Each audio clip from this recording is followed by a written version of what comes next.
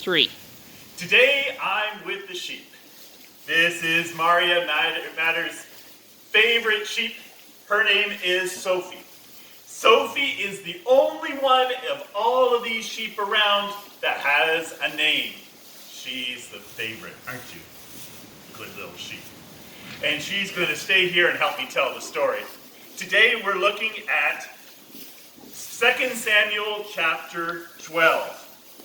In 2 Samuel chapter 12, let's get a little bit of context to the story.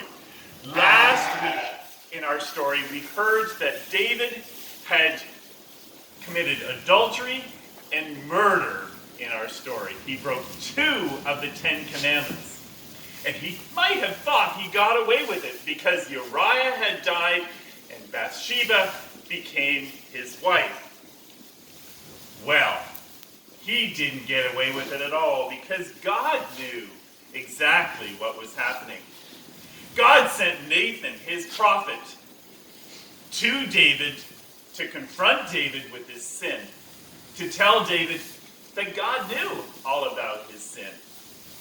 Nathan went to David and told a story. This was Nathan's story. Once there was a farmer who had a family who loved their one little lamb, just like Sophie here. And that one farmer cared for his lamb. The children slept with the lamb. The lamb was precious to them. Well, there was another man who had a visitor.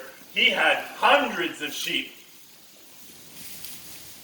But when a guest came to visit that wealthy farmer with lots of sheep, he took the one little lamb. Where did Sophie go? Oh, there she is. Took that one little lamb, slaughtered that little lamb, and fed the meat to his guests. David heard the story about the rich farmer and the farmer with one loved lamb that was put to death. And David was angry. That man deserves to die, he said.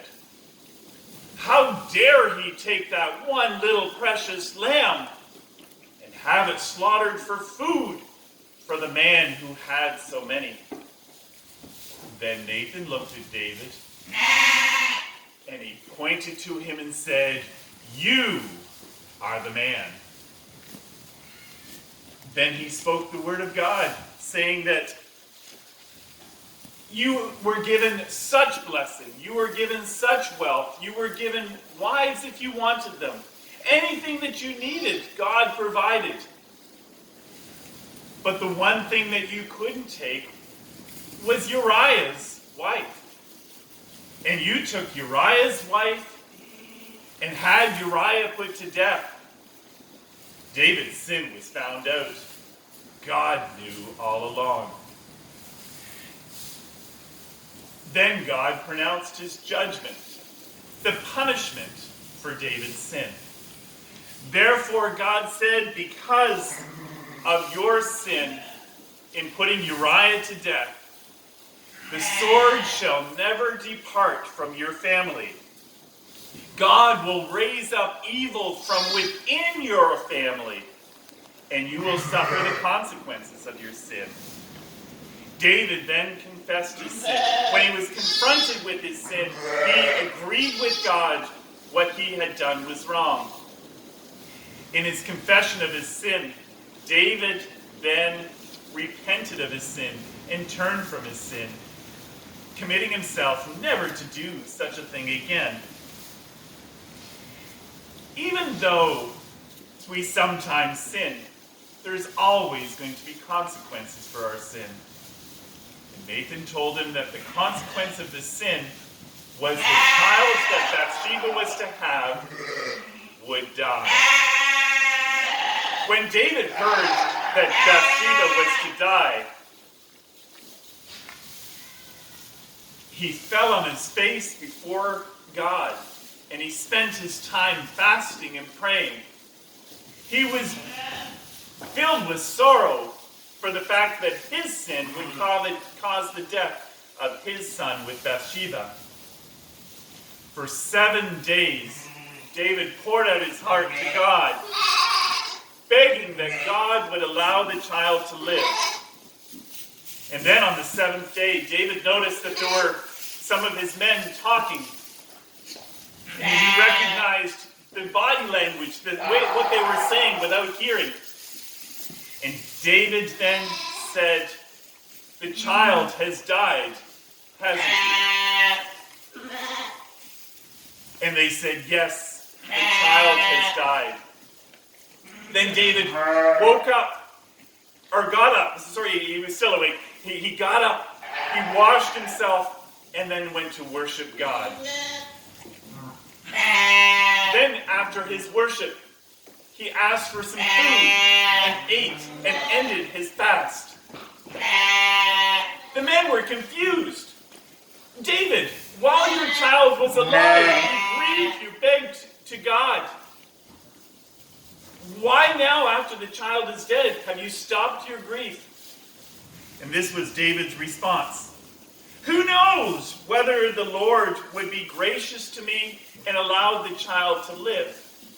But now that the child is dead, I can't bring the child back to me again. Instead, I will go to where he is, but he will not return to me." David expressed an important thing. You see, the child died on the 7th day. On the 8th day, if the child had lived and would live longer, on the 8th day, that child would have been circumcised and given a sign of God's covenant upon that child. The child died before he was able to be circumcised. And David said, "The child can't come back to me, but I will go to him." David looked forward to a future where his child, his son, and he would be together with God. There was hope that David had, that someday he would spend eternity with God in heaven, and he would be with that infant child yet again. A short time later, David comforted his wife Bathsheba again, and God blessed the two of them with another child, a child that came with a promise. His name was Solomon, and we'll hear about Solomon later because there's good news related to Solomon. And there's our story for the week. Enjoy your week.